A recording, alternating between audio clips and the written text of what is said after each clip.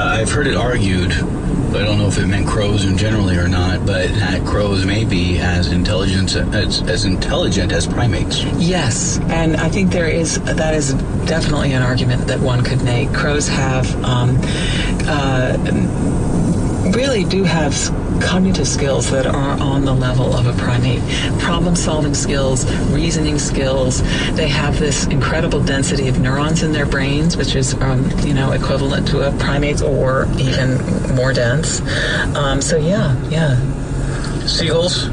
All right, how smart are seagulls? They're pretty high up on Louis Lefebvre's intelligence scale. And actually, that? He's the McGill University professor who devised that intelligence scale. And gulls were pretty high up there. Now, they often, I've seen them do this, drop shells on pavement to split them open. Now, that's not, strictly speaking, tool use, but it's a very clever strategy for breaking open. And, anybody who's been around gulls knows that they're pretty resourceful and bold, and they're good problem solvers also. And they pair up with another gull. I've seen that right outside my window as well. Right. Their little nest. Yeah, they all do. On the roof next to on my neighbor's roof. What do you think is important to know about bird intelligence? Well, I think, we've had this misconception that the bird brain was an insult for many, many years, and we had this idea that the brain of birds was so small and primitive that it was really capable of only the simplest mental processes. And now we understand that that birds may have small brains, but there's a lot going on in them, and they're wired in ways that are similar to our own, and they're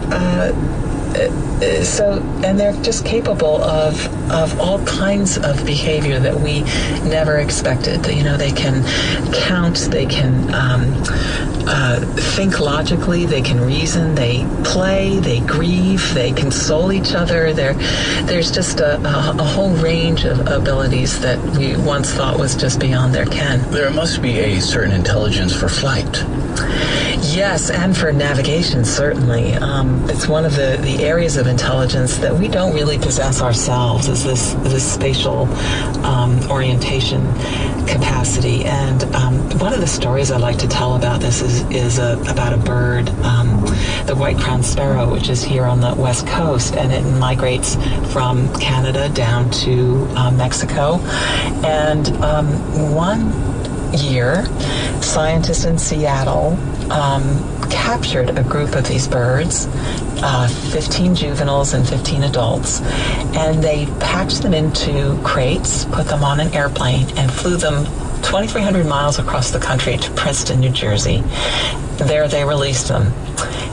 And these birds, within hours, were flying solo, beelining back in the direction of their wintering grounds in Mexico.